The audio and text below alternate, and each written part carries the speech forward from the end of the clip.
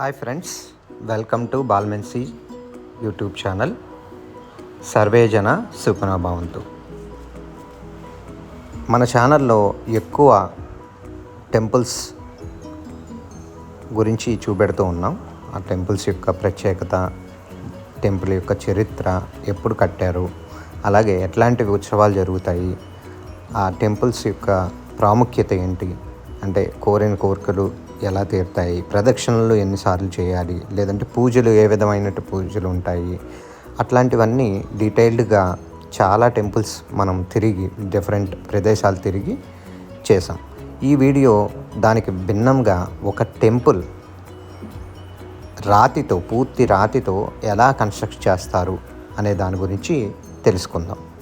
ఇవి ఇప్పుడు మీరు చూస్తున్నది different parts of the temple అండి. ఈ టెంపుల్ ఈ భాగాలని అసెంబుల్ చేసి, అంటే సిమెంట్ తోటి అసెంబుల్ చేస్తారు. అంటే రాయికి మధ్యలో సిమెంట్ పెట్టి అతికిస్తారు అన్నమాట.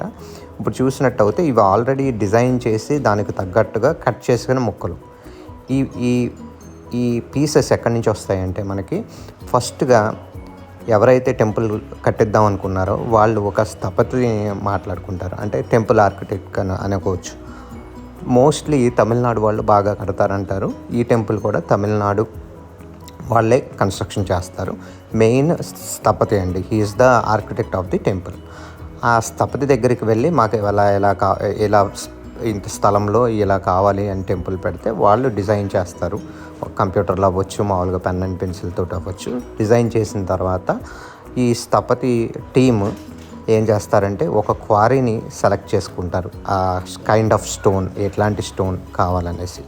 యాక్చువల్లీ స్టోన్ తోటే ఇప్పుడు వరకు టెంపుల్స్ ఎందుకు కడుతున్నారు అనే దానికి రీజన్ ఏంటంటే, ఏ మెటీరియల్ అయినా, అది ఐరన్ అవ్వచ్చు, కాపర్ అవ్వచ్చు, ఆర్ సిమెంట్ ఆర్ కాంక్రీట్ అవ్వచ్చు, ఏదైనా కానీ కాలంతో పాటు because of the pollution, environmental దాని గురించి ఎరోడ్ ఆర్ పాడయ్యే ఛాన్సెస్ ఉంటుంది. ఈ రాతికి అట్లా పాడయ్యే గుణం ఉండదు. అందుకనే కొన్ని వేల సంవత్సరాలకు ముందు కట్టిన దేవాలయాలన్నీ ఇప్పటికీ ఫంక్షనింగ్గా ఉన్నాయి. అతిపెద్ద టెంపుల్ మీకు తెలుసు, శ్రీరంగంలో వరల్డ్లోనే బిగ్గెస్ట్ ఫంక్షనింగ్ టెంపుల్. అంటే ఇప్పటికీ యూస్ చేస్తున్న టెంపుల్ శ్రీరంగం. సో అట్లాంటి పెద్ద పెద్ద టెంపుల్స్ దగ్గర నుంచి తీసుకున్న నాలెడ్జ్ తోటి యాక్చువల్లీ ఇట్లాంటి టెంపుల్స్ డిజైన్ చేస్తారు. సో మీరు చూసినట్టు అయితే ఈ టెంపుల్ ఇంకా కన్స్ట్రక్షన్ పార్ట్లో ఉంది. ఇక్కడ వాడే టూల్స్ ఏమేమిటంటే, ఆ స్టోన్ని కట్ చేయడానికి, అంటే ఆల్రెడీ ఫినిష్డ్ స్టోన్ని కొంత భాగం ఏదన్నా అడ్జస్ట్ చేయడానికి ఇట్లాంటి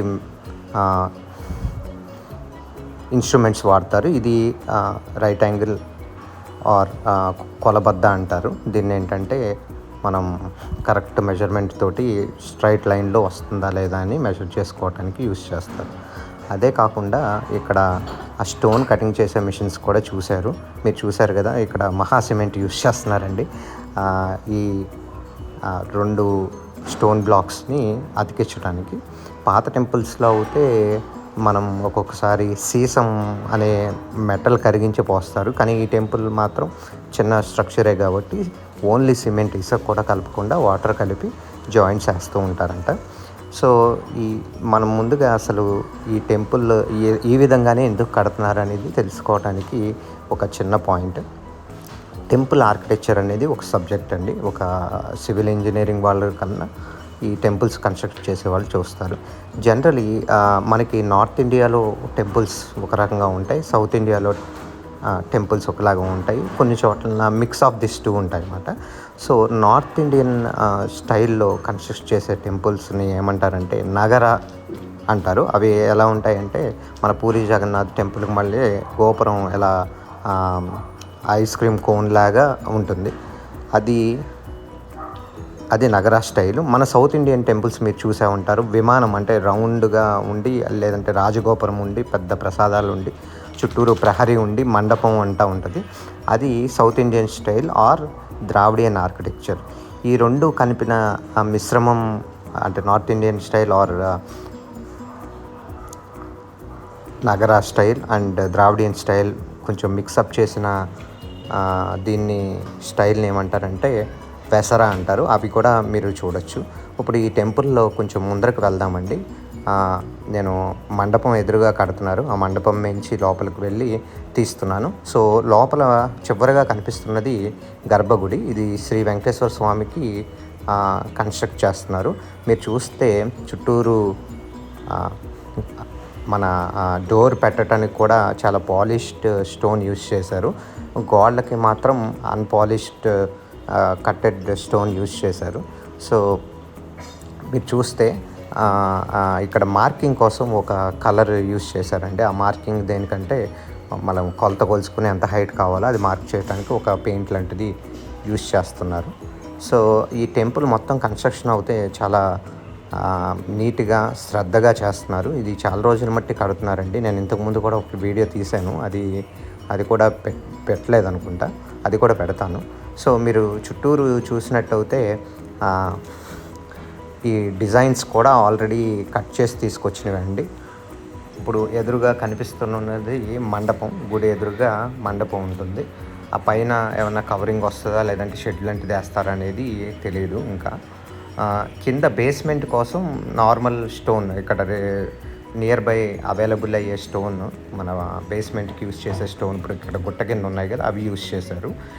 ఇవి మాత్రం వేరే చోట నుంచి క్వరీలో అక్కడ కట్ చేసి చక్కగా దాన్ని డిజైన్ ప్రకారం ఫస్ట్ పెన్సిల్ తోటి ఆర్ మార్కింగ్ దాంతో డిజైన్ చేసుకుని బేస్డ్ ఆన్ మెజర్మెంట్ అట్లా డిఫరెంట్ పార్ట్స్ కింద మీరు చూస్తే ఇక్కడ 7 or 8 పార్ట్స్ ఉన్నాయి.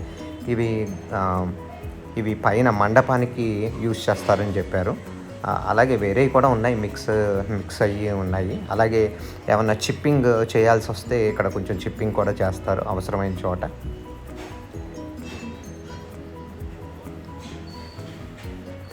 చూస్తున్నారు కదా, ఇది చుట్టూరు సైడ్ నిలబెట్టిన స్తంభాల్లాగా ఉన్నాయండి, వాటి కోసం తీసుకొచ్చినవి. ఇది శ్రీ ప్రసన్న వెంకటేశ్వర స్వామి వారి దేవస్థానం. వీళ్ళు టెంపరీగా నడుపుతున్నారు, అయినా కానీ చాలా బ్రహ్మాండమైన పూజలు అవన్నీ చేస్తున్నారు.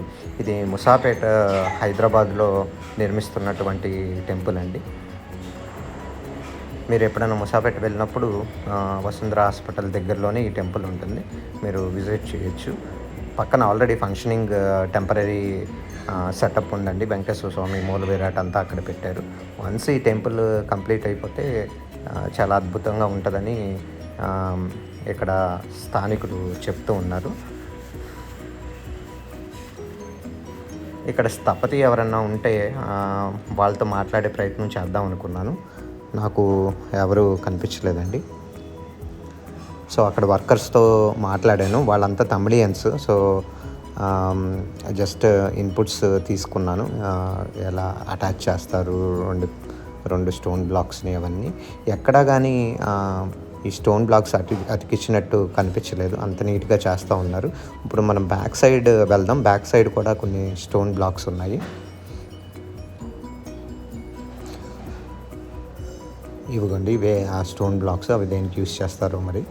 సో చుట్టూరు ఆ టెంపుల్ మీద కాలు పెట్టకూడదు కాబట్టి చుట్టూరు ఇలా కర్రలతోటి స్టాండ్ లాగా క్రియేట్ చేశారు. ఆ స్టాండ్ మీద నుంచి ఈ టెంపుల్ని బ్లాక్స్ నిర్మిస్తూ ఉంటారు.